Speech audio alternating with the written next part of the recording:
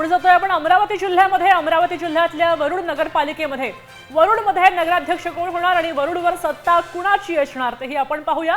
वरुडमध्ये नगराध्यक्ष होऊ शकतात ईश्वर सलाने, भाजपचे उमेदवार आहेत, ते संभाव्य नगराध्यक्ष आहेत आणि वरुडवर त्यांचं राज्य येऊ शकतं।